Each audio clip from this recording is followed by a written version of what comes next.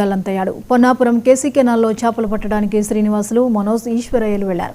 చేపలు పడుతూ ప్రమాదవశాత్తు కాలు జారి శ్రీనివాసులు కాలువలో పడిపోయాడు. గమనించిన ఈశ్వరయ్య శ్రీనివాసులను కాపాడబోయి కెనాల్లోకి జారిపోగా స్థానికులు రక్షించారు. ఈశ్వరయ్యను రక్షించినప్పటికీ శ్రీనివాసులు కాలువలో కొట్టుకుపోయాడు. కేసు నమోదు చేసిన పోలీసులు శ్రీనివాసుల మృతదేహం కోసం గాలింపు చేపట్టారు.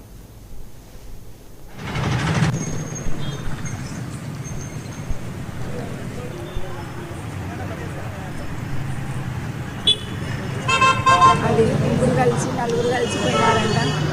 అది ఎట్లా జరిగిందో అని తెలియదు. చెల్లె పడినాక వాళ్ళ చెల్లెలు ఫోన్ చేసి చెప్పినాడు. అంతవరకు మాకు తెలియదు. మేము వచ్చి విచారించుకుంటే అంతలోపలనే నా కొడుకు కనపడకుండా పోయినాడు. నిన్న 3 గంటలకు. మీ కొడుకు పేరు ఏం పేరు? ఏం చేస్తుంటాం? మీకు సి శ్రీనివాసం. ఏం చేస్తుంటారు? చికెన్ షాప్లో పనిచేస్తారు. ఎవరెవరు కలిసిపోయినారన్న? మనోజు, ఈశ్వరి, ఒక పిల్లోడు. ఆ పిల్లడి పేరు నా తెలియదు. కొత్త పిల్లోడు అంట. నా కొడుకు.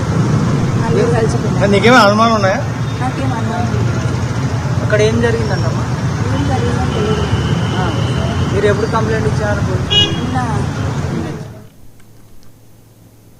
తెలంగాణలో రాజకీయాలు మరోసారి హాట్ టాపిక్ గా మారాయి. ఫోన్ ట్యాపింగ్ కేసులో